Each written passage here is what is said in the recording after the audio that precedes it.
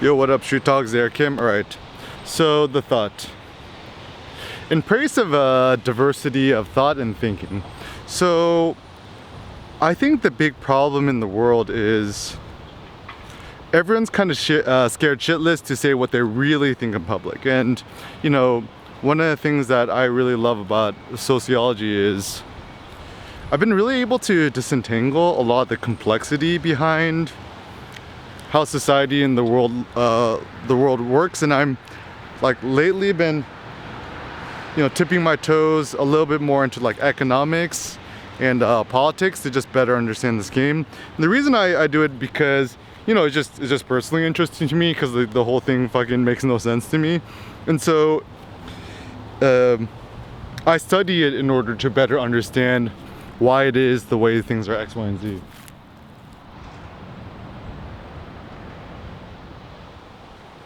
And I suppose my intervention is I try to do it from, you know, real life experiences.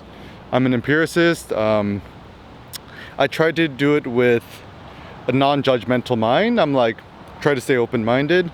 And also I try to do it in a spirit of fun and play.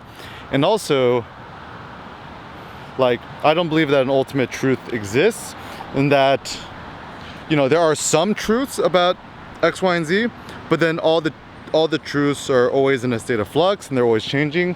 So then, and you know, there's something, I think Stephen Colbert called it like truthiness. I think actually it's true. Like, there are certain deeper depths of truth, but we must remain skeptical towards everything. The best person to trust is yourself, and even be skeptical towards yourself. But anyways, this is more towards critical thinking. So, some basic thoughts. The first one is, go to the primary documents and the primary literature. Never read the second-handed shit, because the second-handed shit is it's like I'm gonna use a funny analogy. It's like a fucking human centipede, right? So, do you want to take information or knowledge or wisdom or books or whatever that's already been pre-digested by somebody else and they shit it out and you eat it, or would you rather have the steak initially in its purest form? Seems like a good analogy. No, that's actually pretty good. This is Eric Kim's human centipede theory of knowledge. I've actually never watched a movie, by the way. I'm afraid it's gonna haunt me. So the basic gist then is, go to the primary sources. So even when I was trying to figure out what was going on with the whole George Floyd thing, you know, I watched all the raw footage, the however long it was, without the New York Times commentary, because once you read the New York Times commentary,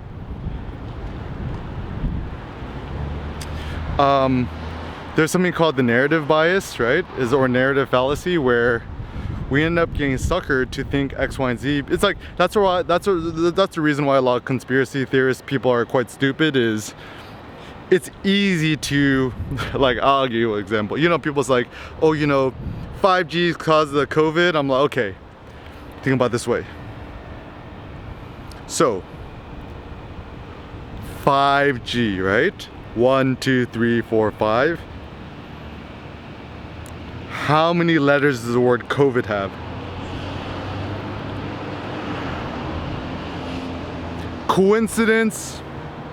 I think not. Anyways, that's just me trolling. So yeah, people are easily suckered. Most people are quite, I think about with human nature is that, like, most people are easily swayed and deceived, and I think it's human nature that we often oversee patterns when actually the real patterns do not really exist in reality.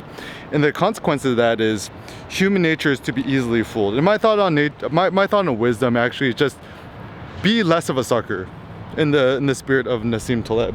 So if you could put yourself in a position where you're less suckered, it's a good position. Anyways, so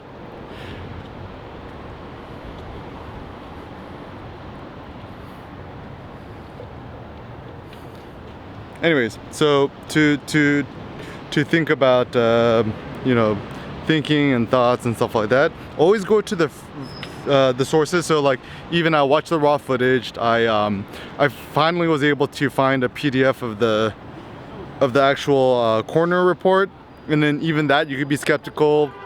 But it's better to read the actual report than read someone else commentating on it. Similarly, I think it's very useful to use DuckDuckGo instead of Google.com, because DuckDuckGo I've actually been a huge fan of. Is that DuckDuckGo.com, it's like, you know, alternative to Google. It just finds a lot more shit on the internet that you cannot find on Google. And essentially the bias of Google is this, that Google makes money through paid advertising and also through partners who have Google AdSense ads, right? And so a site that has more Google AdSense ads is going to be low-key favored by Google, right?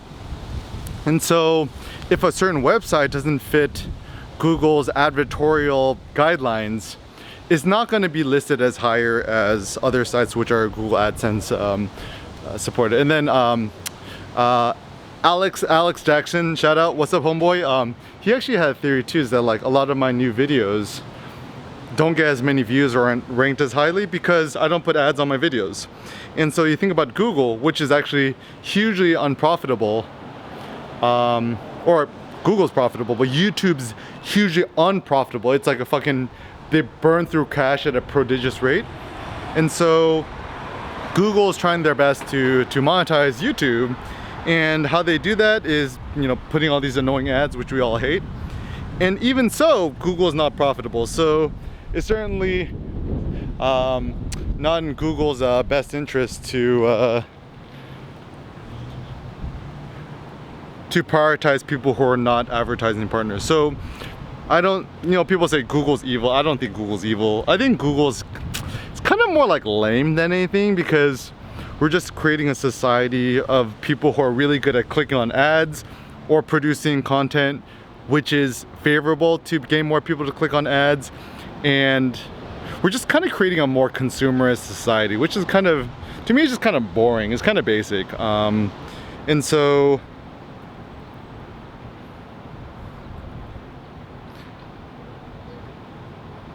try to promote your own critical thought.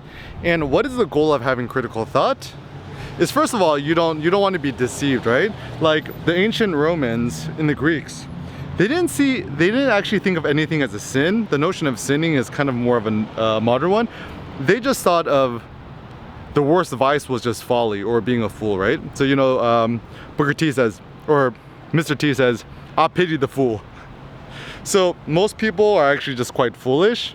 And then comes the more philosophical question: is it then our duty to unfoolishify people?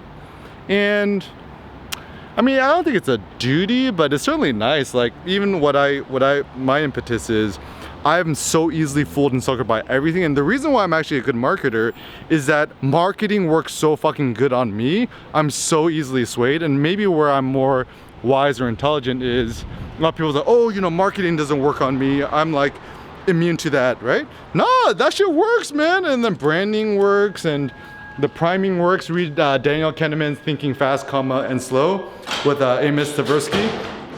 So you'll kind of learn and discover. The fact of the matter is, we humans were easily fooled and we're very gullible. So maybe one thing I'm trying to fight is people who tend to take advantage of our gullibility for either financial gain or, you know, other personal gains. I feel like that's very unethical.